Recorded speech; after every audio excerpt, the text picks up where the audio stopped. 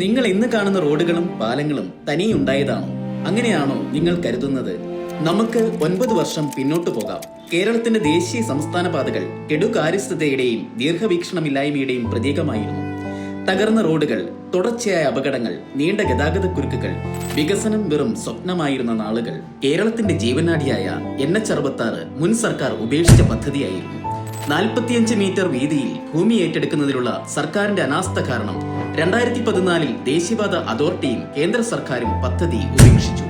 കൊച്ചിയിലെ ഓഫീസ് അടച്ചുപൂട്ടി. കേരളത്തിന്റെ സ്വപ്ന പദ്ധതി തകർന്നു. ജനങ്ങൾ ചോദിച്ചു, ഇതൊക്കെ എപ്പോൾ ശരിയാകും? 2016 പിണറായി വിജയന്റെ നേതൃത്വത്തിൽ LDF സർക്കാർ അധികാരത്തിലെത്തി. ഇച്ഛാശക്തിയും ദീർഘവീക്ഷണവും കൈമുതലാക്കിയ ഭരണാധികാരിയായിരുന്നു പിണറായി വിജയൻ.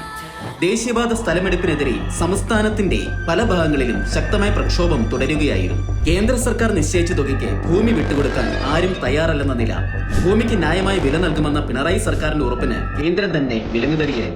ഭൂമി ഉടമകൾക്ക് ന്യായമായ വില നൽകുന്നതിനുള്ള അധിക ബാധ്യത സംസ്ഥാന സർക്കാർ ഏറ്റെടുക്കുമെന്ന പ്രഖ്യാപനം നിശ്ചയദാർഢ്യവും ജനകീയ പ്രതിബദ്ധതയുമുള്ള മുഖ്യമന്ത്രിയിൽ നിന്നുണ്ടായി. കിഫ്ബി വഴി ഫണ്ട് സമാഹരണവും ശക്തമായ ആസൂത്രണവും കൊണ്ട് NH-66 പദ്ധതി പുനരുജ്ജീവിപ്പിച്ചു. ഈ പദ്ധതി കേരളത്തിൽ നടപ്പാക്കാനാകില്ലെന്ന വെല്ലുവിളികൾക്ക് മറുപടിയായി ഇടതുപക്ഷ സർക്കാർ പശ്ചാത്തല സൗകര്യ വികസനത്തിലൂടെ ഒരു നവകേരളം നിർമ്മിച്ചു. ദേശീയപാതയ്ക്കായി ഭൂമി ഏറ്റെടുക്കൽ ചെലവിന്റെ 25% വഹിക്കുന്ന ഏക സംസ്ഥാനമാണ് കേരളം.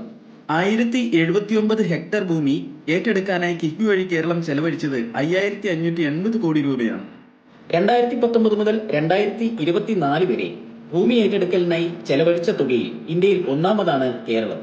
ഇന്ന് NH-66 കാസർഗോഡ് മുതൽ തിരുവനന്തപുരം വരെ 600 കിലോമീറ്റർ 6 വരി പാതയിൽ 80% പണികൾ പൂർത്തിയായി. 2025 മെയ് 31 4 ഭാഗങ്ങൾ ജനങ്ങൾക്കായി തുറന്നുകൊടുക്കും. 17 മണിക്കൂർ എടുത്തിരുന്ന യാത്ര ഇനി വെറും 7 മണിക്കൂറിൽ. 2025 അവസാനത്തോടെ നിർമ്മാണ പ്രവർത്തനങ്ങൾ പൂർണ്ണതയിലെത്തും. പ്രതിസന്ധികളെയും വെല്ലുവിളികളെയും അതിജീവിച്ചുകൊണ്ട് നവകേരളത്തിന്റെ പുതുവഴികളിലൂടെ കേരളത്തെ മുന്നോട്ട് നയിക്കുകയാണ് മുഖ്യമന്ത്രി പിണറായി വിജയൻ.